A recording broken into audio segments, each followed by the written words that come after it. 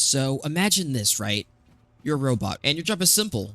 Drop into raids, take out enemy bots, complete missions, and extract with whatever loot you can grab. And honestly, this concept is really cool. And one of the standout ideas from the game, cargo hunters. You literally take a grinder to robots that you kill, rip off their limbs, their parts, and you use them for yourself. And it's such a unique mechanic that I just had to talk about this game. So that being said, if this video at all interests you, or this game interests you at all, I linked the demo in the description down below so you can try it out for yourself. And if you liked the video, subscribe, leave a like, it means the world to me. But that being said, let's get into cargo hunters. The thing with cargo hunters, right?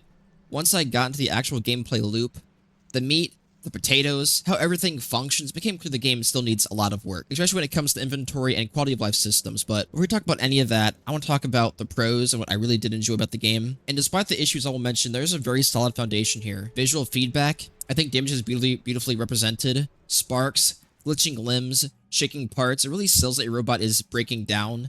It's overall just really cool. And to explain this system, it'd be cool if, like, say, like, you get damaged enough, your arm could get shot off, your legs could get shot off or something, right? Or like you can see like chunks of metal get torn off your robot's frame.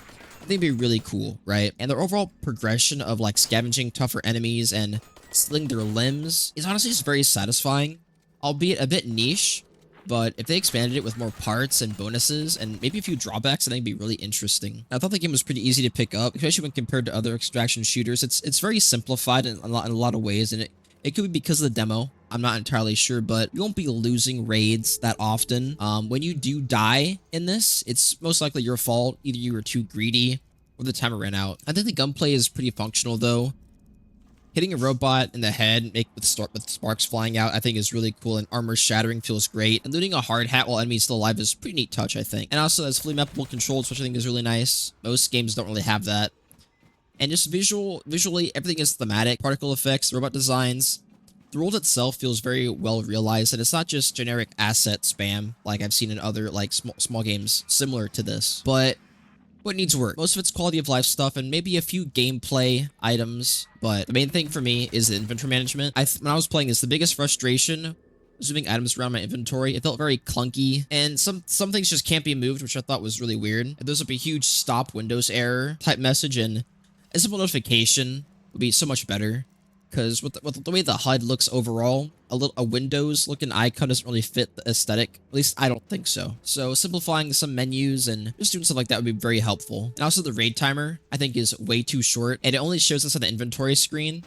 I think it really needs to be on the HUD, so I'm not constantly checking menus. And once you complete there's only one mission in this demo. Once you complete it, that's basically it. So you're kind of pacing yourself if you want to keep playing it.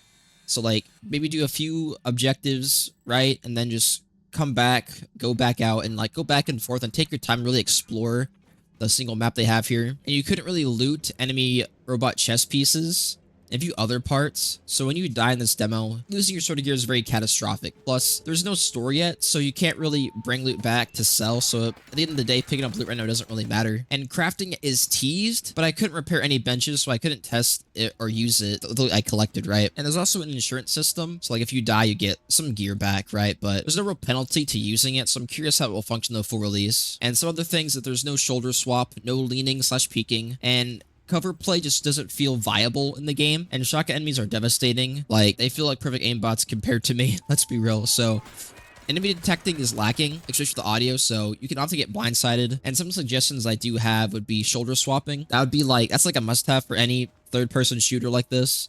Drag and drop inventory. Like, having to click something and then click drop is kind of frustrating. I just want to like drag it out of my inventory to drop it. And also have hotkeys let me rotate the item in my inventory so I can better organize it. And many buttons and upgrades lack description, so like a hover over info box I think would be really helpful and like fix up any confusion some players might have. And last, I think a configurable hotbar with the ability to equip 2 secondaries I think would be very nice. Not required, but it would add a bit more tacticality to the game, I think. My overall thoughts is that this game has some serious potential. I really do love this concept. The aesthetic is very strong. And there are generally some unique mechanics here, like scavenging enemy parts and multi-run mission progression. But right now, it really needs better inventory management, improved balance and audio alerts, shoulder swapping/peeking or leaning, and more meaningful progression, maybe in the demo, because the demo only has one mission. It needs to kind of show a little bit of everything before I think people really want to buy into it. And if the developer tightens up these rough edges and adds some more polish, this could easily become like one of those really good extraction shooter hidden gems for fans of robot games and extraction shooters. And it's definitely a game worth keeping your eye on. It might not be worth playing right now, but the potential here is great, and I'm really looking forward to seeing how the full game shapes up. And with that being said, I hope you enjoyed the video. With that, if you liked the video, leave a like, subscribe. On the road to 1K, and if you made it this far and you want to support me with that, subscribe, mean the world to me. I try to upload videos every 3 days. With that being said, see you guys next time. Peace out.